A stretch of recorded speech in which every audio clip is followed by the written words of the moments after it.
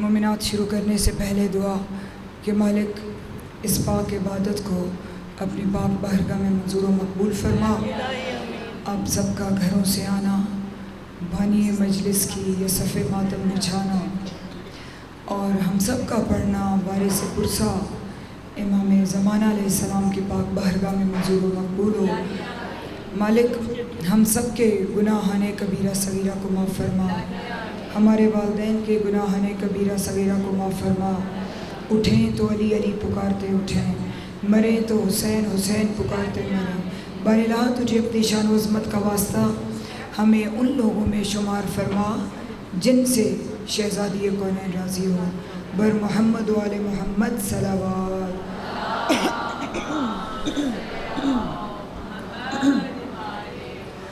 اعوذ باللہ من الشیطان الرجیم، بسم اللہ الرحمن الرحیم۔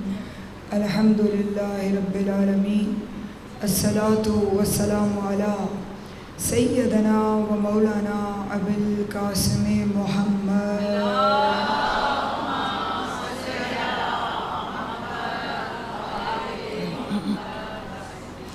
الصلاۃ والسلام علی آلہ الطیبین الطاہرین المعصومین ولعنۃ اللہ علی قوم الظالمین۔ اللہم لک الحمد حمد شاکرین لک لا مصابہم، الحمدللہ العظیم رضیتی۔ اللہم رزقنا شفاعت الحسین علیہ السلام یوم الورود، ثبت قدم صدقا عندک مال حسین و اصحاب الحسین الذین بذلوا مہاجہم دون الحسین علیہ السلام۔ اللہم رزقنا فی الدنیا زیارت الحسین علیہ السلام وفی الآخرت شفاعت الحسین علیہ السلام۔ اللہم لا تفرق بیننا و بین الحسین علیہ السلام وکتبنا من الزوار الحسین علیہ السلام۔ اللہم اجعلنا من الباقین فی المجلس العزاء الحسین علیہ السلام۔ اللہم اجعل مسکننا و مدفننا عند الزریع الحسین علیہ السلام۔ اللہم اشرنا مع الحسین علیہ السلام وزدنا محبت الحسین علیہ السلام واشرنا یوم القیامہ تحت اللواء الحسین علیہ السلام۔ اللہم ادخلنا فی الجنت مع الحسین علیہ السلام و اصحاب الحسین علیہ السلام صلوات۔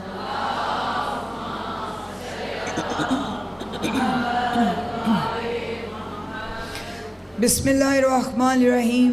قال رسول اللہ صلی اللہ علیہ وآلہ وسلم من مات ولم یعرف امام زمانہ مات میتات جہلیہ صلوات۔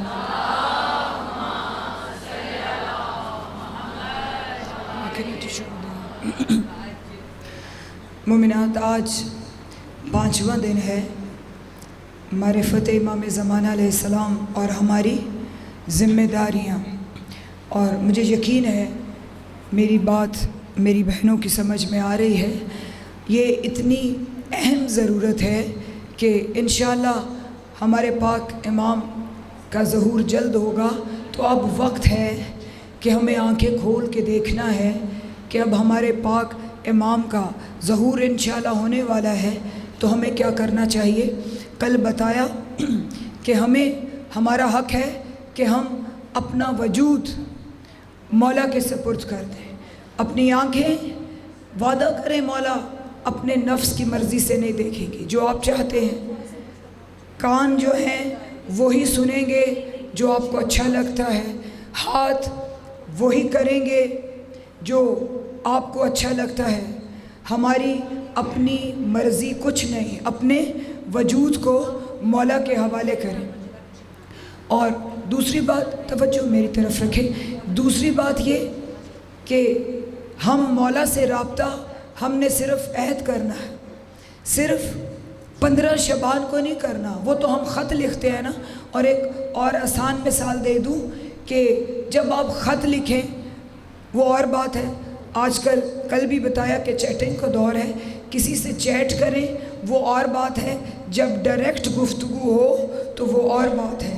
آپ روز خط نہ لکھیں، آپ روز اپنے امام سے رابطہ کریں، روز اپنے امام سے گفتگو کریں۔ آج ایک سٹیپ ہم نے آگے جانا ہے، اسی ذمہ داری اور معرفت میں کہ یہ تو فائنل ہو گیا، یہ ہمیں پتہ چل گیا کہ ہم نے روز مولا سے گفتگو کرنی ہے، اور انشاءاللہ، اور مجھے یقین ہے میری بعض بہنوں نے نہیں بلکہ سب نے یہ گفتگو کا سلسلہ شروع کر دیا ہوگا، کیونکہ یہ ہماری خوش نصیبی ہے۔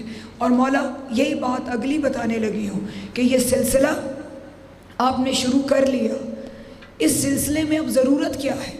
اس سلسلے کو قائم رکھنے کے لیے ہم نے شروع تو کر لیا، شروع کرنا آسان ہے، قائم رکھنا مشکل ہے۔ ہم نے اس کو قائم کیسے رکھنا ہے؟ سب سے پہلی بات کہ آپ اس بات پر یقین کامل رکھیں۔ دیکھیں، اب آپ نے سلسلہ شروع کر دیا ہے نا، آپ جائے نماز پہ بیٹھتی ہیں، مولا سے گفتگو کرتی ہیں، تو سب سے پہلے آپ پہ حملہ کون کرے گا؟ ابلیس، کیونکہ اس وقت ہر زمانے میں رحمان کے بھی چاہنے والے رہے ہیں اور ابلیس کے پیروکار بھی رہے ہیں، ہر زمانے میں حق و باطل ہے، لیکن پہلے جو حق تھا وہ اللہ کی حجتیں آتی رہیں اور اس لعین کی جو پیروکار تھے وہ آتے رہے۔ پہلے ہر حجت کے مقابلے میں آتا یہ لعین تھا، لیکن اس کے اپنے پیروکاروں کو بھیجتا تھا۔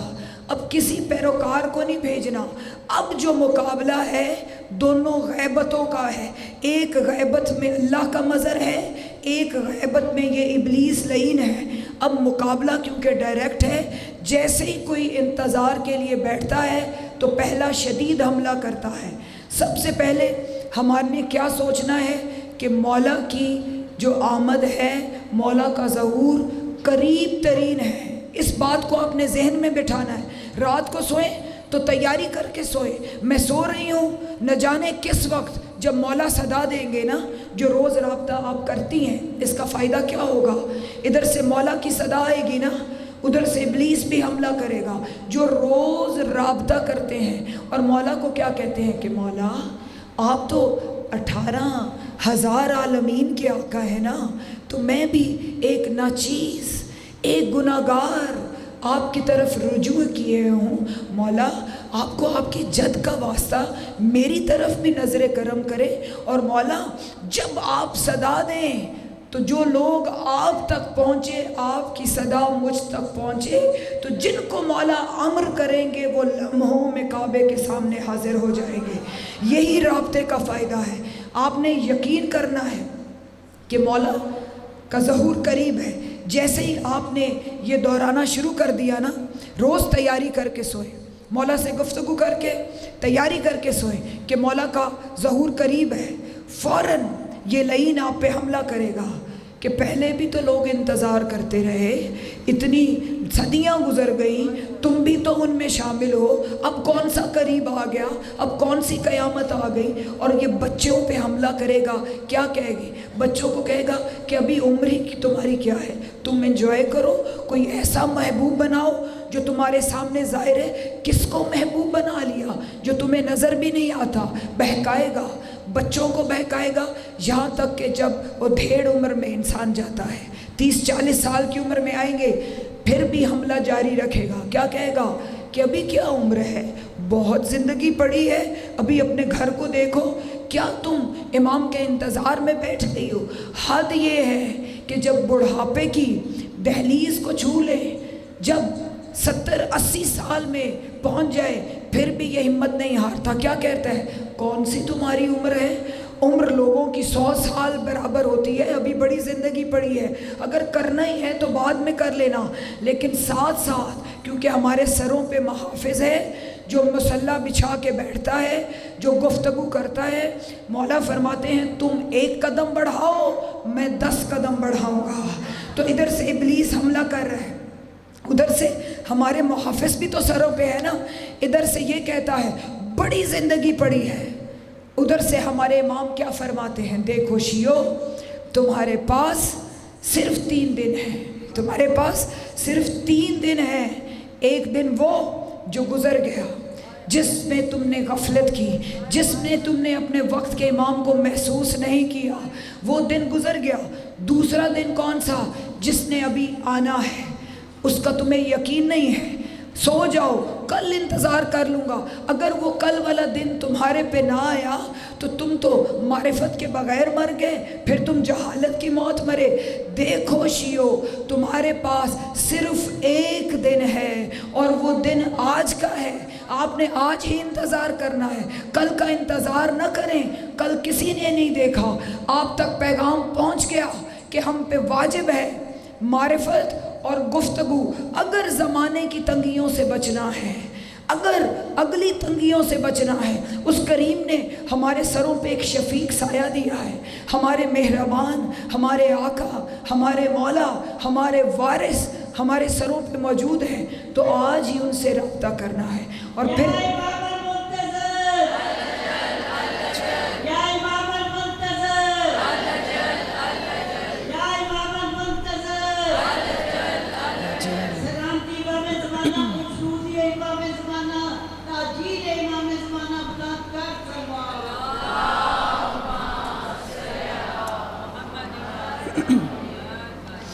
دیکھیں، ہمارے ایمان کا محور و مرکز ہے مولا کی غیبت پہ یقین۔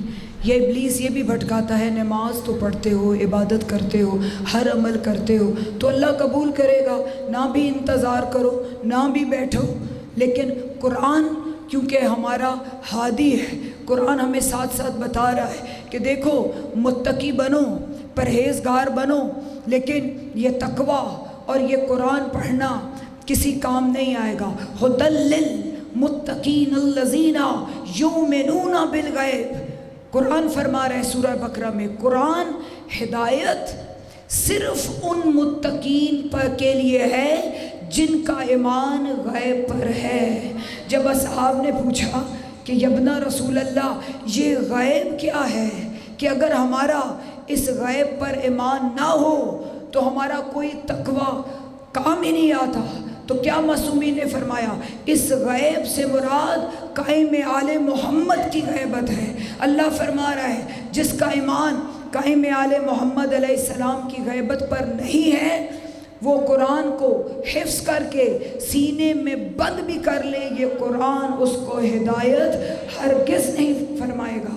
اس لیے قرآن ہدایت ان متقین کے لیے ہے کہ جن کا ایمان غیب پر ہے۔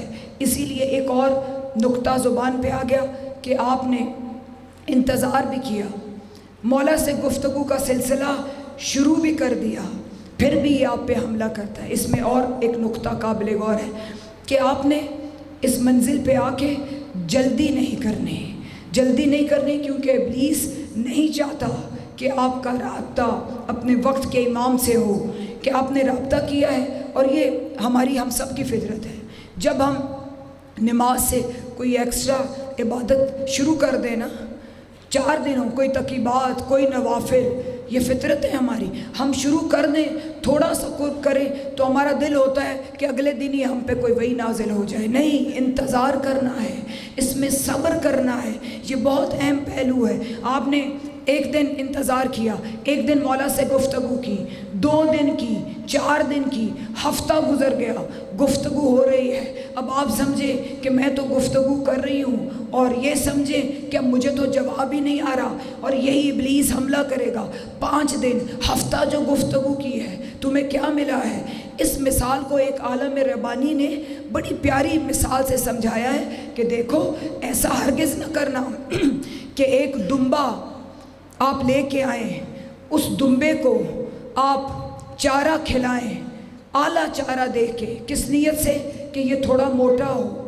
وہ عالم ربانی کہتا ہے اس مثال کو سمجھو کہ تم چارہ کھلاؤ اور کھلاتے ہی فوراً اس کی پشت پہ ہاتھ رکھ کے دیکھو یہ موٹا ہو گیا ہے، ایسا ممکن ہے؟ ہرگز نہیں۔ عشق کی منزل صبر آزما ہے، انتظار چاہیے آپ کو۔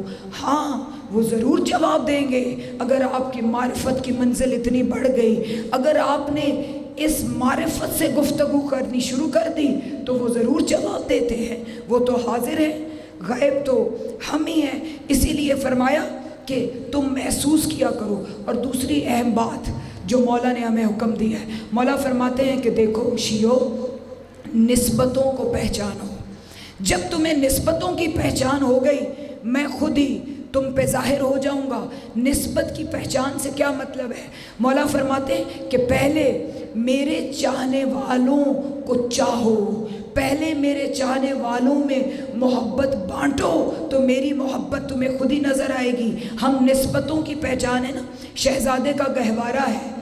ہم کیوں مس کرتے ہیں، ہم کیوں تعظیم کرتے ہیں کہ نسبت کس سے ہے؟ باب الحوائج سے ہے۔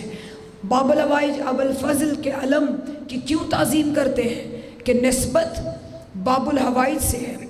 اسی لیے مولا فرماتے ہیں کہ نسبت کو دیکھو، محبت اور مودت، یہ محبت نہیں، ہمیں حکم ہے مودت کا۔ مودت کی کیا منزل ہے؟ عشق کا کیسے پتہ چلے گا کہ کوئی ذاتی اختلاف ہے بھی تو دیکھو کہ نسبت کیا ہے۔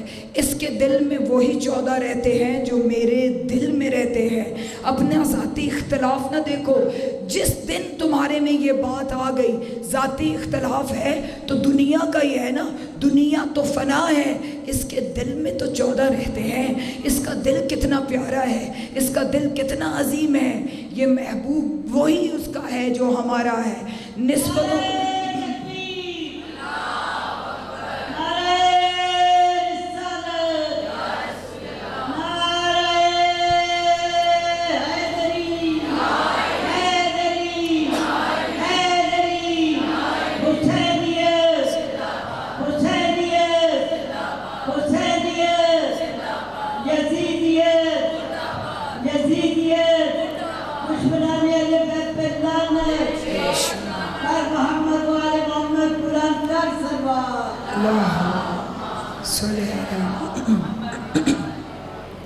یہ اتنی اہم ضرورت ہے جس کا تقاضا ہمارے وقت کے امام ہم سے کرتے ہیں کہ دیکھیں اگر دو مومن ناراض ہیں، امام موسیٰ کاظم علیہ السلام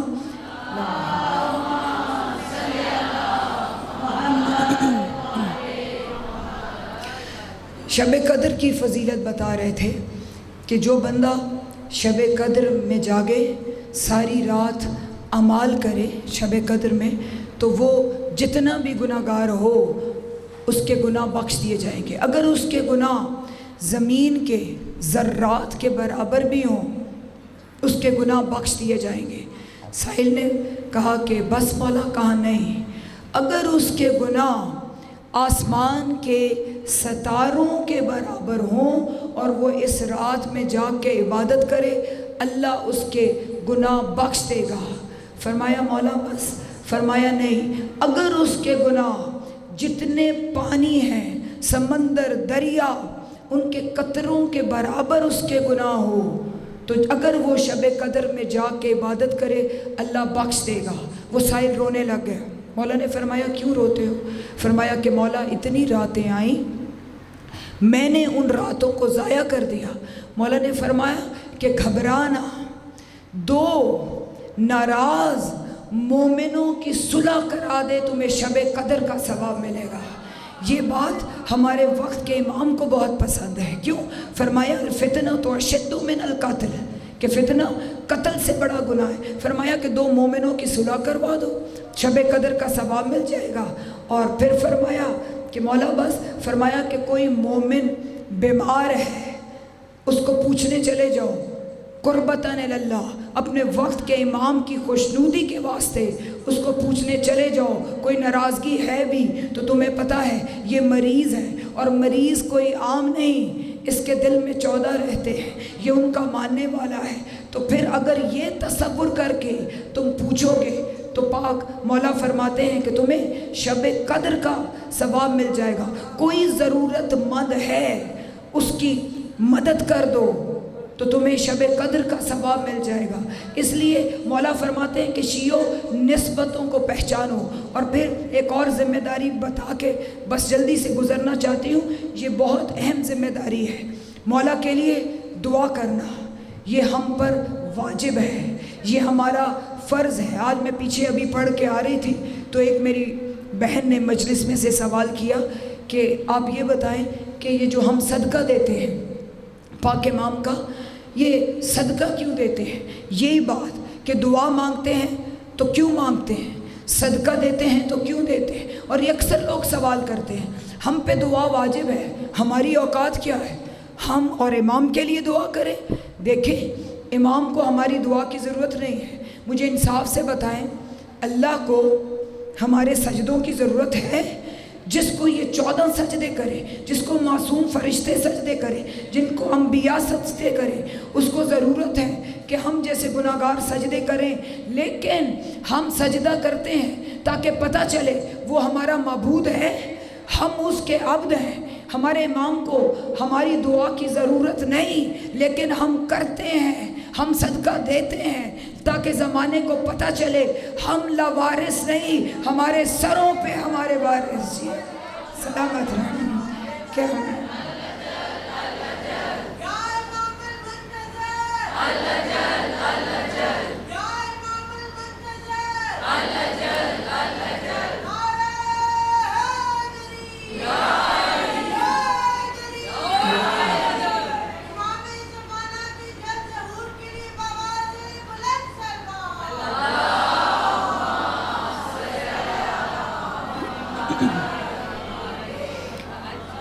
اس لیے ہم پہ واجب ہے دعا، اس لیے ضرورت نہیں ہے ہمارے امام کو، لیکن دعا اس لیے مانگتے ہیں کہ ہم پہ واجب ہے زمانے کو پتہ چلے ہم لاوارث نہیں ہیں، ہمارے سروں پر ہمارے وارث موجود ہیں۔ اور پھر ایک اور ہماری سب سے بڑی ذمہ داری جو ہم پہ لاگو ہوتی ہے، مولا نے جو فرمایا ہے کہ جب مشکل آئے تو اپنے وقت کے امام کو پکارو۔ اس لیے جب بھی ہم پہ مشکل آئی ہے ہم پہ واجب ہے کہ ہم مولا سے مدد مانگے اور مولا کے لیے دعا کریں۔ اور دعا کا طریقہ بس ایک دو الفاظ میں بتانے لگی ہوں کہ دعا کا طریقہ ہمارا کیا ہے، ہم سب شامل ہیں۔ نماز کے بعد جو ہم دعا مانگتے ہیں، نماز پھر بھی تھوڑی رغبت سے پڑھ لیتے ہیں، لیکن دعا تو ایک ہی ہے نا جو رٹی رٹائی روز کی دعا۔ ہاں مشکل کی بات نہیں کر رہے، مشکل آئے پھر تو ہم نے گڑ گڑا کے دعا مانگنی ہے، لیکن عام روٹین میں جو آپ دعا مانگتی ہیں وہ نماز پڑھ لی، جلدی جلدی دعا کو دہرایا اور اٹھ گئے، نہیں، ایسی دعا کا حکم نہیں ہے۔ جو معصومین نے فرمایا ہے کہ ہمارے قائم کے لیے کس طرح دعا مانگو کہ دنیا سے ایسے ہو جاؤ کہ جیسے یہ دنیا میرے لیے موجود نہیں ہے، میری کل کائنات، میرا کل کا کل سرمایہ جو ہے وہ میرے وقت کے امام ہے۔ فرمایا کہ جیسے ایک ماں، یہ مثال دی ہے معصومین نے، کس طرح میں سکھایا ہے کہ کس طرح دعا مانگو، کہ جیسے ایک ماں جس کا ایک ہی بیٹا ہو اور وہ بستر مرگ پہ زندگی اور موت کی کشمکش میں ہو، جس طرح اس ماں کی تڑپ ہوتی ہے، جس طرح وہ اللہ سے تڑپ کے دعا مانگتی ہے۔ معصومین فرماتے ہیں کہ ماں اور بیٹے کا رشتہ تو عارضی ہے، امام سے تمہارا رشتہ ابدی ہے۔ اس طرح تڑپ تڑپ کے دعا مانگو کہ میرے مولا خود کہہ دے یا اللہ دیکھ یہ ہیں میرے چاہنے والے، یا اللہ ان کی تڑپ تو دیکھ کس طرح تڑپ تڑپ کے دعا کر رہے ہیں۔ یہ حکم ہے مولا کے لیے دعا کرنے کا۔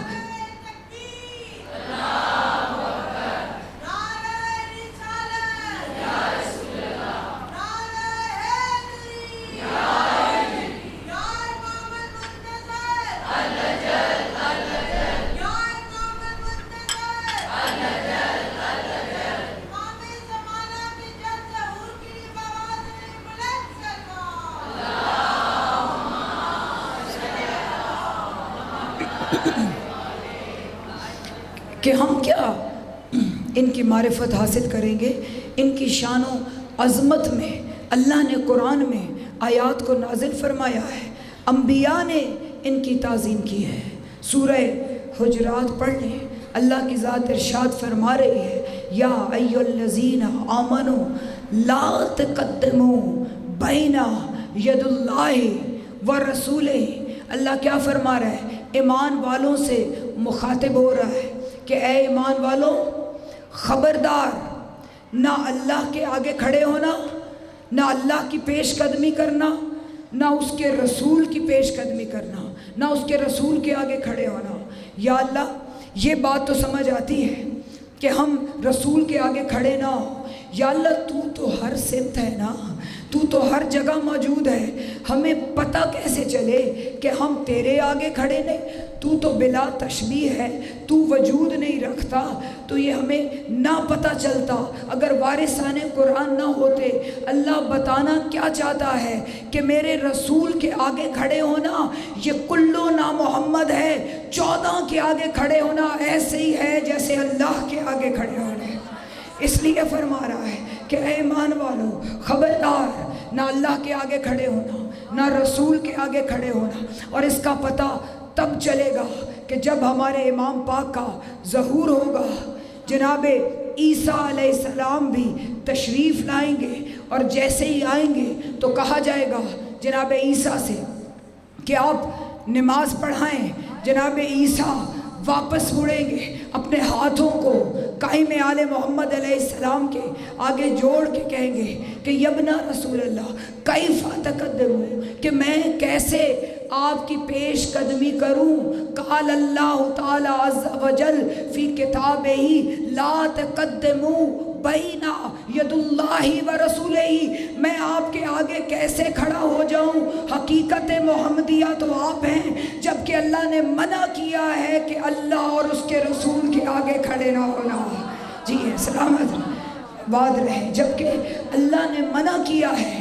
جناب عیسیٰ پیچھے آئیں گے اور کیا ہاتھ جوڑ کے فرمائیں گے، یبنا رسول اللہ، میں آپ کا وزیر بن کے آیا ہوں، آپ میرے امیر ہیں۔ یہ تو آپ جانتے ہیں نا کہ میرے پاک امام کے 4 وزیر ہیں، 4 وزیر ہیں، 2 آسمان میں رہتے ہیں، 2 زمین پہ رہتے ہیں۔ 2 آسمان والے وزیر کون ہیں؟ جناب عیسیٰ علیہ السلام، جناب ادریس علیہ السلام۔ زمین پہ کون سے وزیر رہتے ہیں؟ جناب الیاس علیہ السلام، جناب خضر علیہ السلام، اور جناب عیسیٰ اور جناب ادریس آسمان پہ رہتے ہیں نا۔ جناب عیسیٰ 4تھے آسمان پہ، جناب ادریس 6ٹھے آسمان پہ۔ اب جناب عیسیٰ افضل ہے نا، وہ رسول ہیں، تو وہ 4تھے پہ کیوں؟ جناب ادریس 6ٹھے پہ کیوں؟ اور یہ جانتے ہیں صاحب علم کہ پہلی مرتبہ جس ہستی نے لکھنا شروع کیا وہ جناب ادریس کی ذات تھی، اور اہل بیت کی کتابوں میں لکھا ہے جناب ادریس علیہ السلام نے جو پہلا لفظ لکھا وہ یا علی تھا، 6ٹھے آسمان پر، 6ٹھے۔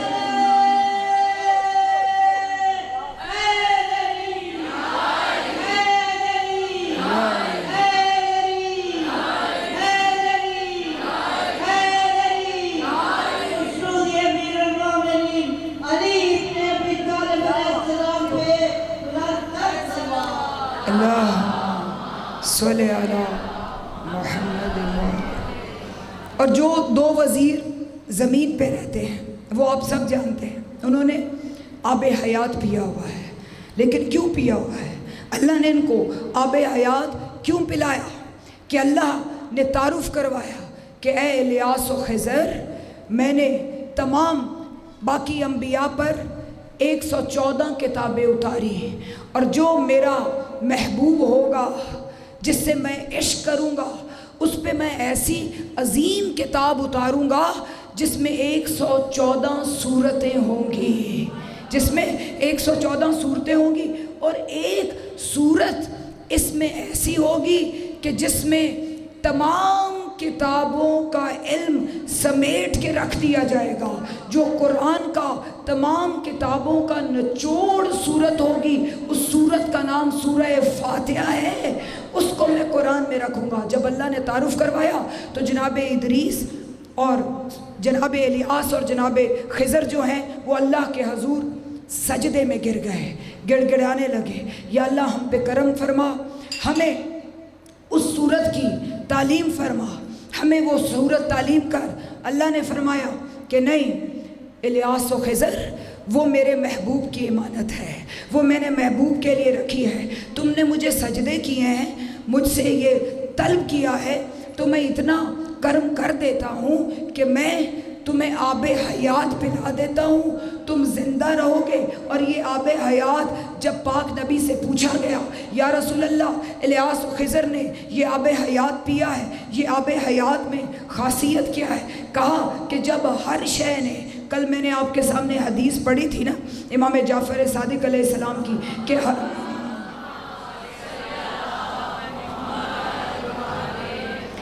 کہ ہر چیز نے پہلے ان 3 ولایتوں کا اقرار کیا ہے تو ہر چیز قائم ہے. عرش، فرش، لوح، قلم، کرسی. پانی نے بھی اقرار کیا ہے جاری ہونے والے مقام پہ. فرمایا کہ جب پانیوں سے طلب کیا گیا، جس پانی نے سب سے پہلے ولایت علی بن ابی طالب کا اقرار کیا وہ آب حیات ہو گیا. اس لیے آج بھی یہ آب حیات ہے. جو یہ 14 کا جام پی لے پھر وہ مرتا نہیں ہے.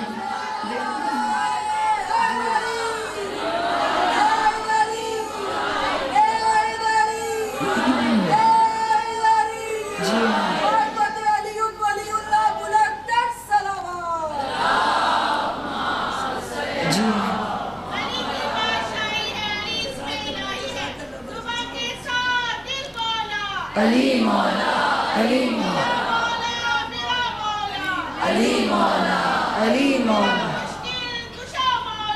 علی مولا، علی مولا.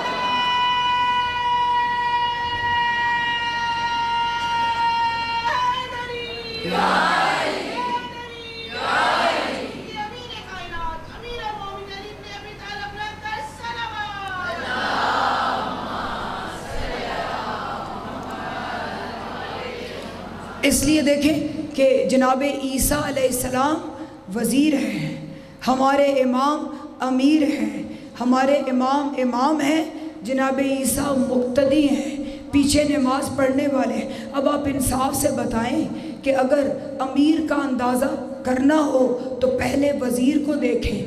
وزیر کی شان کیا ہے؟ قرآن اور کتاب کا نام زبان پہ بات آ گئی ہے، گو کہ وقت ختم ہو رہا ہے، سوچ کے بیٹھتی نہیں، جو بات آ جائے کر دیا کرتی ہوں. کتاب کا نام ہے مکشفات عیسیٰ، جس میں درج ہے کہ اللہ نے کیا فرمایا کہ اے عیسیٰ تو جانتا ہے کہ میں نے تمہیں اپنی حجت کیوں بنایا، میں نے تجھے اپنی آیت کیوں کہا، میں نے تجھے قرآن میں شافی کیوں کہا، میں نے تجھے خالق کیوں کہا؟ اس لیے کہ تو میری کنیز فاطمہ کی کنیز مریم کا بیٹا ہے. اس لیے یہ فضیلت حاصل ہے. اب اگر امیر کی شان کو دیکھنا ہے تو پہلے وزیر کی شان کو دیکھو. وزیر کی شان کیا ہے؟ اللہ قرآن میں جناب عیسیٰ کو شافی کہہ رہا ہے، شفا دینے والا. آج ہم رزق مانگ لیں مولا سے تو فتوے لگنے لگتے ہیں. پہلے وزیر کو دیکھو. وزیر کو قرآن میں اللہ نے شافی کہا ہے، شفا دینے والا. خالق کہا ہے کہ عیسیٰ تو نے خلق کیا، پرندہ تو نے خلق کیا. خالق کہا ہے جس کا وزیر شافی بھی ہو، جس کا وزیر خالق بھی ہو، اس کا مالک کتنا بلند ہوگا، اس کا امیر کتنا بڑا شافی ہوگا. جی سلامت ہو. اس کا امیر کتنا بڑا ہوگا یہ ہماری عقل میں آ سکتا ہے. پہلے وزیر کو امیر کو سمجھنا ہمارے بس کی بات ہی نہیں ہے. اللہ نے قرآن میں وزیر کو سمجھایا ہے نا، اس کو سمجھو میرا قائم خود تمہیں سمجھ آئے گا. کیا سمجھو گے؟ اور پھر وزیر کی شان کیا ہے؟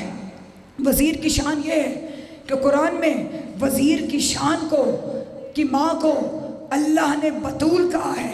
یہ وزیر ہے کہ ماں بطول ہے. اور امیر وہ ہوگا جس کی ماں بطول کی بھی شہزادی ہے، مریم کی بھی شہزادی ہے. اب وزیر کی ماں بطول جو ہے اس کے لیے قرآن نے کیا فرمایا؟ قالت الملائکۃ یا مریم ان اللہ اصطفاک وطہرک واصطفاک علی النساء العالمین. اللہ کیا فرما رہا ہے؟ قالت الملائکۃ، فرشتوں نے کہا، فرشتوں نے اعلان کیا کہ اے مریم اللہ نے آپ کو چنا، پاک کیا، پھر چنا تمام عورتوں میں سے. جو نقطہ میں بتانا چاہتی ہوں سمجھ آ گئی تو گھر تک ضرور محسوس کریں گی، یہ میرا وعدہ ہے. قالت الملائکہ، تو فرشتوں نے اعلان کیا یہ وزیر کی ماں بطول ہے جس کی طہارت کا اعلان فرشتے کر رہے ہیں. وہ امیر کی دادی ہے جس کی طہارت کا اعلان اللہ خود کر رہا ہے. انما یرید اللہ جی سلامت رہے.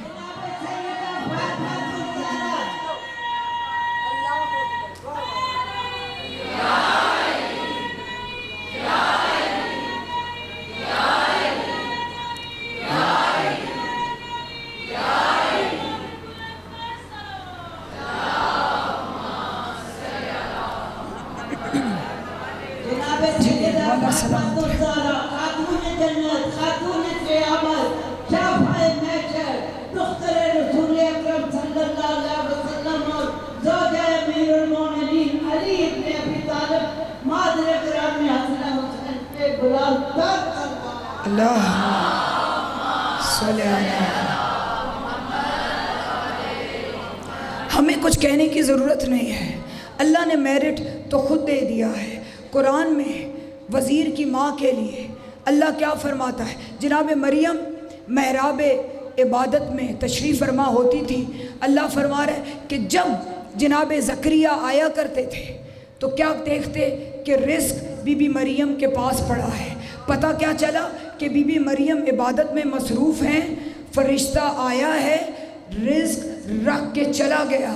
یعنی فرشتے کو اجازت تھی کہ وہ بغیر اجازت جناب مریم کے پاس آ جائے. یہ وزیر کی ماں ہے، وہ امیر کی دادی ہے. فرشتے کیا، سلطان انبیاء اجازت کے لیے. جی سلامت رہے، مولا آپ کو آباد رکھے.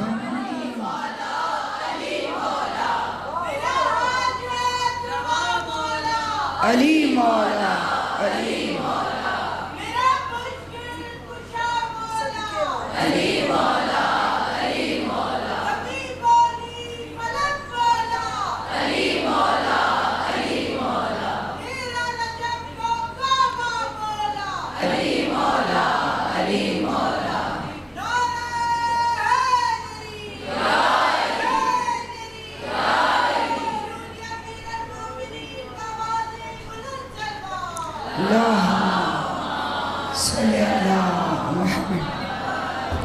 ہم سے نہ پوچھو، قرآن سے پوچھو کہ فرق کیا ہے، وزیر کی کیا خاصیت ہے اور امیر کس شان کا حامل ہے. جو وزیر کی پاک ماں ہے فرشتے کو اجازت تھی، اور جو امیر کی دادی ہے اس کے لیے اجازت فرشتے کیا، سلطان انبیاء پاک بابا در پہ کھڑے ہو اجازت. اور ایک اور فرق سمجھ آ گیا تو ایمان تازہ ہوگا. وہ وزیر کی ماں ہے جس کو فرشتہ رزق دینے آتا ہے، وہ امیر کا در ہے جہاں پہ فرشتے فقیر بن کے، اسیر بن کے، مسکین بن کے رزق کی بھیک مانگنے ہیں. یہ فرق ہے. جی ہے جی کہ بھیک مانگنے، یہی فرق ہے. وزیر کی ماں کو فرشتے رزق دے کے جاتے ہیں، امیر کے گھر سے فرشتے بھیک مانگتے ہیں، مسکین بن کے، اسیر بن کے اس در پہ آتے ہیں مانگنے. سوچنے والی بات ہے نا. آپ نے سنا ہوا ہے فرشتے آئے رزق مانگا، اور بعض لوگ یہ کہہ دیتے ہیں نعوذ باللہ من ذالک، یہ کہتے ہیں بڑی توجہ کہ فرشتے آئے تھے وہ امتحان لینے آئے تھے. بھلا جن کو اللہ اپنی سخاوتوں کا مظہر بنا کے بھیج رہا ہے کہ انہوں نے جا کے میری سخاوتوں کو ظاہر کرنا ہے، اللہ نے ان کو کیوں سخی بنایا؟ اس لیے کہ اللہ نظر نہیں آتا. اللہ نے فرمایا تم بتاؤ گے کہ اللہ تمہارا قادر ہے تو لوگ پوچھیں گے یا محمد یا علی کیسے آپ کا اللہ قادر ہے؟ تو ایک انگلی سے چاند کو چیر کے ایک سورج کو پلٹا کے بتائے گا، پھر سجدہ کر کے بتائے گا ہمارا اللہ کتنا قادر ہے. ان کو اپنی سخاوتوں کا مظہر بنایا کہ یہ زمین پہ جا کے کہیں گے ہمارا اللہ کریم ہے. لوگ پوچھیں گا کیسے کریم ہے؟ یہ قاتل کو شربت پلا کے بتائیں گے ایسے ہمارا اللہ کریم ہے. ان کا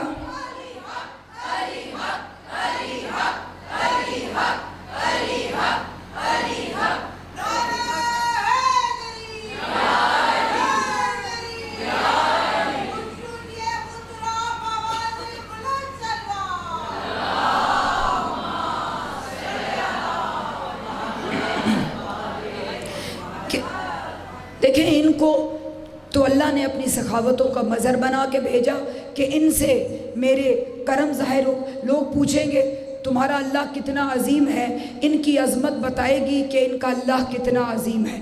ان کی قدرت بتائے گی، جب ٹھوکر سے مردے کو زندہ کریں گے ان کی قدرت بتائے گی کہ ان کا اللہ کتنا بڑا قادر ہے.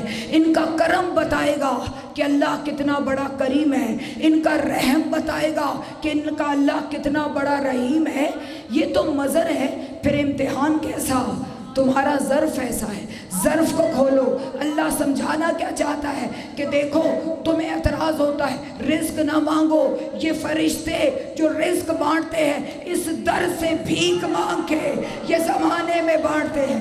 یہ ہے امیر کا گھرانہ۔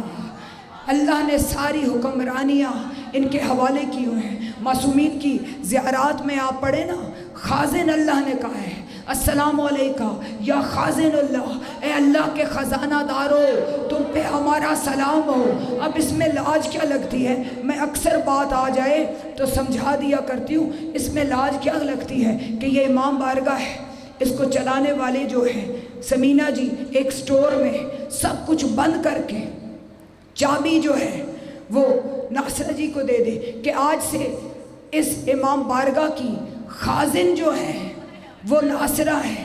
اب جو خازن ہوگا مالک، آپ میں سے کسی کو ضرورت پڑے گی آپ مالک کے پاس بھی آئیں گی، سمینہ جی کے پاس بھی آئیں گی، وہ کہے گی جب میں نے اعلان کر دیا چابی خازن کے پاس ہے، آدم نے اللہ سے مانگا، اللہ نے کہا علی کے پاس، ابراہیم نے مانگا کہا علی کے پاس، تمام انبیاء کو مالک وہ ہے، مالک وہ ہے۔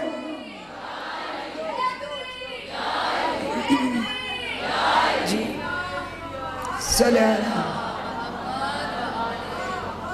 خازن ان کو بنایا ہے، مالک وہ ہے، چابی ان کے پاس ہے۔ صرف دوسرے ہر علم کا خزانہ ہو، جس چیز کا خزانہ ہو، خازن یہ 14 ہیں، چابی ان کے پاس ہے۔ اللہ فرما رہے مالک میں ہوں، میرا رزق ہے تمہیں ملے گا تو ان ہاتھوں سے ملے گا۔ اس لیے فرمایا کہ اگر امیر کی عظمتوں کو دیکھنا ہے تو وزیر کی شان کو دیکھو، جو وزیر اتنا بلند ہے تو وہ امیر کیا ہوگا۔ اسی لیے فرمایا کہ اپنے امام کی معرفت کو حاصل کرو کہ تمہارے وقت کے امام کو اللہ نے فضیلتیں کیا دی۔ جب ہماری نئی نسل کو معرفت ہی نہیں ہوگی تو وہ عبادت کریں گے بھی تو وہ کون سی عبادت ہے جو معرفت کے بغیر عبادت ہو؟ وہ مانیں گے ہمارے وقت کے۔ اب کیا ہے جی، شان نہ بتائیں، صرف آپ ذمہ داریاں بتائیں۔ اب فضائل کا دور تو گزر گیا، فضائل نہ بیان کرو، جو ہونے تھے ہو گئے۔ وہ خیبر سنائی، خندق سنایا، یہ جو افسانے ہیں، گزر گیا وقت۔ تو پھر تمہاری نئی نسل کو کون بتائے گا کہ وہ کس شان کے حامل تھے؟ اگر ہمیں کس نے پتا، میں کسی بچی کو اٹھا لوں وہ ساری فضیلتیں سنائے گی، خم کا میدان سنائے گی، عید غدیر سن لے، مباہلہ سن لے، شان سن لے۔ یہ خیبر ہے کیا؟ وہ ایک جگہ ایک عالم صاحب بیٹھے تو پہلے ایک کوئی ذاکر پڑھ رہا تھا، اس نے خیبر کا ذکر کیا تو اس نے کہا کہ اب دیکھیں، بعد میں وہ علامہ صاحب آئے، کہا جی پہلے خیبر پڑھ رہے تھے لو، خیبر کیا؟ وہ جو سننے والا تھا مولائی تھا، اس نے کہا تم نیچے آ جاؤ، تم خیبر کو سمجھتے ہی نہیں۔ ہمارے مولا کی شجاعتوں کا مظہر ہے، زمانے کو بتانا ہے، اپنی نئی نسل کو سمجھانا ہے کہ یہ قوت پروردگار ہے۔ اگر ان کو بتائیں گے نہیں تو وہ تو اسی چیز میں پھنسے رہیں گے کہ ہمارے پیشوا یہ کر بھی سکتے ہیں کہ نہیں، ہم مدد کے لیے بلا رہے ہیں، وہ آ بھی سکتے ہیں کہ نہیں۔ پہلی شرط معرفت ہے۔ جب معرفت سے، اور معرفت کیسے آتی ہے؟ جب کسی کی فضیلت پتہ چلے، کسی کی شان پتہ ہی نہ ہو۔ اب یہ کیا ہے؟ مجلس، وہ مجلس نہیں جن میں ان کی فضیلت بیان نہ ہو۔ ہم نے اپنی نئی نسل کو بتانا ہے، یہ دونوں چیزیں ساتھ ساتھ ہیں کہ دیکھیں ان کی شان بتائیں، ان کا پیغام بتائیں۔ اور یہ میں ممبر کی گارنٹی سے کہہ رہی ہوں، چیلنج سے کہہ رہی ہوں۔ اور دیکھیں وہ ذمہ داریاں تب ہمیں محسوس ہوں گی جب معرفت ہوگی، اور معرفت سے سینے بھر جائیں تو پھر مجھے کہنے کی ضرورت نہیں ہے، آپ انتظار کریں۔ جب فضیلتیں دل میں اتر گئی، جب معرفت اتر گئی تو بچے ماں باپ کو کہیں گے کہ ماں مسلح بچھا امام کا انتظار کر۔ کمی کس چیز کی ہے؟ ہم تو معرفت کو بھول ہی گئے، فضیلتوں کو بھول ہی گئے کہ یہ کیا، یہ ذاکر کیا پڑھتے ہیں، پرانی کہانیاں۔ یہ معرفت ہے اور یہ ورثہ ہے کہ ہمارے معصومین سے ملا ہے، سینہ بسینہ ان فضیلتوں کو منتقل کرتے جاؤ۔ اسی لیے ہمارے امام کے ظہور تک کم از کم اتنی تو معرفت ہونا کہ جب ہمارے امام کا ظہور ہو جائے ہمارے بچے اور ہم پہچان لیں یہ ہیں ہمارے وقت کے امام۔ مولا آپ کو سلامت رکھے۔ اور عزاداران سے بس وقت ختم ہو رہا ہے کیونکہ آج باب الحوائج کی شبی ہے، صرف 5 منٹ تذکرہ کرنا ہے تاکہ آپ کو اندازہ ہو کہ آج کتنی بڑی بارگاہ میں آپ آ کے بیٹھے ہیں۔ اس منبر پہ میرا ہاتھ ہے اور شاید ثبوت بھی موجود ہے، جس کو میں نے یہ تسبیح بتائی ہے، جتنی بھی بڑی مشکل ہو اس کی حل ہوتی ہے۔ جتنی چیلنج سے میں کہہ رہی ہوں، میں نے اتنے لوگوں اس ممبر سے بات کری، اتنے لوگوں کو بتایا، اور اگلے سال آ کے لوگوں نے مجھے بتایا کہ آپ نے جو تسبیح بتائی تھی ہماری مشکلات اس سے حل ہوئی، کیونکہ اللہ نے فرمایا ہے کہ اصغر تو نے تو کچھ بھی نہیں دیکھا، کوئی حسرت میرے سے نہیں کی، اب کوئی حسرت لے کے تیرے در پہ آ گیا، یہ اللہ کی ذمہ داری ہے کہ وہ بغیر حاجت لیے تیرے در سے نہیں جائے گا۔ اتنے بڑے باب الحوائج ہیں، ایک عالم ربانی ایران کے ہیں کرمان شاہی، انہوں نے کتاب لکھی باب الحوائج پر، 4 باب الحوائج کا تذکرہ کیا، ہمارے شہزادے کا تذکرہ نہیں کیا، تو بیمار ہو گیا، سیب کھانے کو دل چاہا، سیب میسر نہ ہوئے، رات کو خواب میں کیا دیکھا کہ امام پاک تشریف لائے ہیں، امام حسین علیہ السلام تشریف لائے ہیں، ساتھ چند لوگوں نے سیب کی ٹوکریاں اٹھائی ہوئی اور کیا کہا، کرمان شاہی میرے بیٹے اصغر نے جنت سے تمہارے لیے سیب بھیجے ہیں، اور شکوہ کیا ہے کہ کرمان شاہی نے سب باب الحوائج کا ذکر کیا اور میرا کیا نہیں۔ کرمان شاہی کہتا ہے میں قدموں میں گر گیا، میں نے کہا مولا میرے چھوٹے شہزادے سے میں معافی مانگتا ہوں۔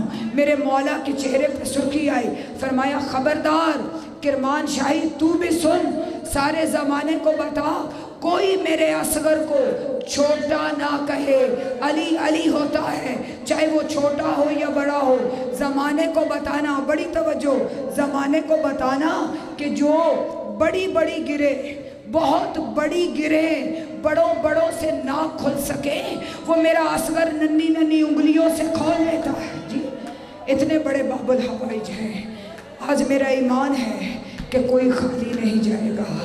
سب سے پہلے ہم دامن پھیلا کے باب الحوائج کا وسیلہ دے کے دعا مانگتے ہیں، مالک ہمارے امام کے ظہور میں تاجیل فرما، ہمیں مولا کے عزاداروں میں شمار فرما۔ عزاداران حسین بی بی ارشاد فرماتی ہے، حسین کوئی آئے یا نہ آئے، جب تیری صف بچھ جائے، ماں زخمی پہلو پہ ہاتھ رکھ کے، ہائے ماں ٹوٹی ہوئی پسلیوں پہ ہاتھ رکھ کے سب سے پہلے آ جاتی ہے۔ اس لیے دست بدستہ کہتی ہوں غیروں کی طرح نہ رویا کرو، اور آج میرا ایمان ہے وہ ماں بھی آئی بیٹھی ہے جو اٹھ کے پہلو پہ ہاتھ مارتی تھی، اصغر میری تو ابھی منتیں پوری نہیں ہوئی۔ ایران میں ایک عورت کا واقعہ ہے نا کہ اس نے گھر میں اپنے جھولا رکھا، اور جب سب لوگ چلے گئے، وہ بانی جب جھولے کو بڑھانے گئی، اس نے دیکھا ایک کالے برقعے والی بیوی ہے جو جھولے سے لپٹ کے رو رہی، اجرکم من اللہ، اجرکم من اللہ۔ عزاداران حسین یہی حق ہے غم حسین میں رونے کا کہ میرے چوتھے امام نے امیر مختار کو خط لکھا کہ چچا علی اصغر کے قاتل کو پکڑے، چچا میری ماں نہ چھاؤں میں بیٹھتی ہے نہ ٹھنڈا پانی پیتی ہے۔ جیسے ہی امیر مختار نے اس لعین کو پکڑا تو کیا کہا، او لعین مجھے بتا تو نے کون سا ایسا ظلم کیا جس کا 18 سال کا مارا گیا وہ بھی چھاؤں میں آ گئی، جس کا 13 سال کا مارا گیا وہ بھی چھاؤں میں آ گئی، تو نے کون سا ظلم کیا کہ اصغر کی ماں آج تک دھوپ میں بیٹھی ہے۔ اس نے حیرت سے کہا، ہائے وہ ماں اب تک زندہ ہے، میں نے ایسا ظلم کیا، میں نے اصغر کو وہ تیر مارا جو چھوٹے جانوروں کو نہیں، جو انسانوں کو نہیں، جو گھوڑوں کو مارا۔ اجرکم من اللہ، اجرکم من اللہ۔ وہ میری بیوی تمہارے ہاتھوں کو سلامت رکھے، میرا ایمان ہے۔